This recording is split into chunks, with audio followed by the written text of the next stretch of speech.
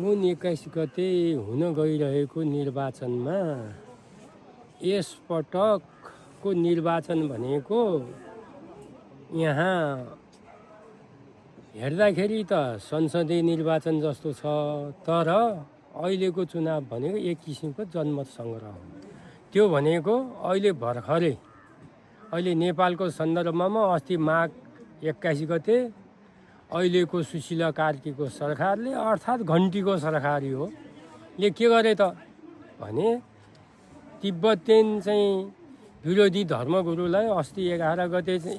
15 गते एयरपोर्टमा सम्मान गर्यो, जस कारणले गर्दाखेरि अहिले नेपाल के भएको छ, नेपालको भूमिबाट चीन विरोधी गतिविधि गर्ने भएको हुनाले अब आम देशभक्त नेपाली जनताले देशभक्तिको चाहिँ भावनाको चाहिँ के हो विकास गर्नको लागि हामीले अहिलेको चाहिँ भोट कसलाई दिने त भन्दाखेरि मूल रूपमा देशभक्त चाहिँ नेपाली कम्युनिस्ट पार्टीको तारा चुनाव चिन्हलाई मतदान गर्न चाहिँ अनुरोध गर्दछौँ। किनभने अहिलेको नेपालको अहिलेको सरकारले अथवा घन्टी सरकार अथवा घन्टी पार्टी, त्यसपछिबाट काङ्ग्रेसबाट विभाजित भएर चाहिँ जो चाहिँ चुनाव अहिले चाहिँ विशेष महाधिवेशन गरेर चाहिँ बनेको चाहिँ काङ्ग्रेस र घन्टी पार्टी भने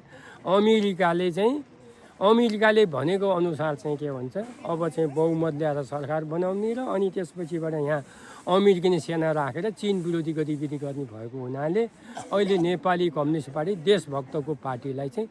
तारा चुनाव चिन्हमा चाहिँ मतदान गर्न चाहिँ जरुरी छ। किनभने अहिले चीनको अस्ति चाहिँ के भन्छ ड्रागन मिडियामै एउटा चाइनिज चाहिँ के लेखकले के भने नेपालको भूमिबाट चीन विरोधी चाहिँ गतिविधि गर्छ भने हामी यो अन्तिम चाहिँ हामी अवसर दिन्छ, होइन भने यहाँको राजनीतिक पार्टीले चीन विरोधी गतिविधि रोकोस्, यहाँको चाहिँ सेना प्रहरीले के गरोस् त भन्दा चीन विरोधी गतिविधि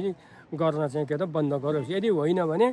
हामी चाहिँ चीन विरोधी गतिविधि गर्छ भने हामी बाँकी राख्दैनौँ भनेर अस्ति एउटा चाइनिज लेखकले चाहिँ एउटा उसले आर्टिकल लेखेछ। त्यसमा भनेको के हो त भन्दा पहिला मित्रता रोज्नुहोस्, दोस्रो सम्मानपूर्वक बाँच्नु। यदि तपाईँहरू चाहिँ कपट गर्नुहुन्छ भने चीन विरोधी गतिविधि गर्छ भने हामी छोड्दैनौँ भन्ने भएको हुनाले अब यदि घन्टी र नेपाली काङ्ग्रेसको चाहिँ अहिले